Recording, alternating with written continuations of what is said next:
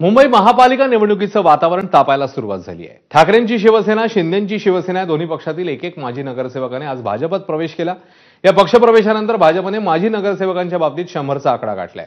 गेल्या काही महिन्यात ठाकरेंचे माजी नगरसेवक भाजप आणि शिंदेंच्या शिवसेनेत दाखल झाले, त्यामुळे तुल्यबळ उमेदवार शोधण्याचं आव्हान आता ठाकरेंसमोर असणार आहे।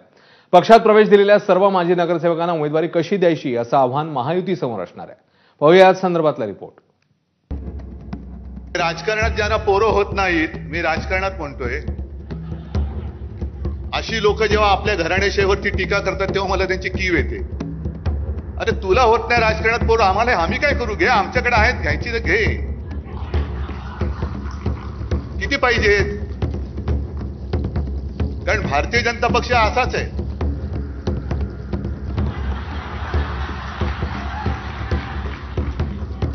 तुम्ही जो शब्द वापरला, शिवसेना प्रमुखाने आणखीन वापरला असता पुढचा, पण ते सत्य आहे। शिवसेनेच्या वर्धापन दिन मेळाव्यात उद्धव ठाकरेंनी भाजपवर ही टीका केल्याच्या तिसऱ्याच दिवशी भाजपनं ठाकरेंना मोठा दणका दिला।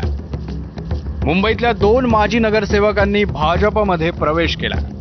ठाकरेंच्या शिवसेनेच्या माजी नगरसेविका आकांक्षा शेट्टे आणि नुकताच शिंदेंच्या शिवसेनेत प्रवेश केलेले ईश्वर तायडे यांनी आज भाजपमध्ये प्रवेश केला। या दोन्ही पक्षप्रवेशांसह भाजपनं माजी नगरसेवकांची 100 ओलांडली आहे। मूर्त स्वरूपात आकड्याचं सांगायचं झालं तर आज मुंबईकरांच्या आशीर्वादाने भारतीय जनता पक्षाने मूळ शिवसेना उभाटा यांच्या मुंबई महानगरपालिकेतील आकड्याला आम्ही पार करून नंबर 1 चा पक्ष मुंबईतला त्या अर्थाने झालोय, असा आमचा दावा आहे। उभाटा शिवसेनेची मुंबईतली हालत ही धोकादायक आणि जीर्ण झालेली आहे। मुंबई महापालिकेच्या 2017 मध्ये झालेल्या निवडणुकीत भाजपचे 82 नगरसेवक निवडून आले होते। त्यानंतर गेल्या काही काळात एकूण 18 माजी नगरसेवकांनी आपला मूळ पक्ष सोडून भाजपमध्ये प्रवेश केलाय। आपल्याकडे असणारी ही ताकद विरोधकांना धडकी भरवणारी असल्याचा आत्मविश्वास भाजपला वाटतोय। नव्यानं पक्षप्रवेश केलेल्या नगरसेवकांच्या कामाचं भाजपचे ज्येष्ठ नेते तोंड भरून स्वागत करतायत। ज्या जहाजात कोणी राहत नाही, सगळे या भूमिका ज्या घेतलेल्या आहेत त्यामुळे स्वतःहून बाजूला जात आहेत। आज पहिला अंक आम्ही त्याचा टाकलाय। जरा नाट्य क्षेत्र आणि सांस्कृतिक विभाग माझ्याकडे आहे, त्यामुळे 3 अंकी नाटकातला पहिला अंक आज तायडेजी आणि आकांक्षाताईंच्या रूपानं जे तुमच्या मनात आहे, समोरच्यांच्या मनात धडकी भरलेला आहे, तो दुसरा अंक काही दिवसात बघूच, आणि तिसरा अंक समारोप। अनेक दलित समाजामध्ये सामाजिक अभिसरणाचे मोठं काम मुंबईमध्ये त्यांचं विशेषतः उपनगरामध्ये आहे। सहकारी क्षेत्रामध्ये बोर्ड संघ विविध ठिकाणी त्यांचं काम आहे, हाऊसिंग क्षेत्रामध्ये काम आहे।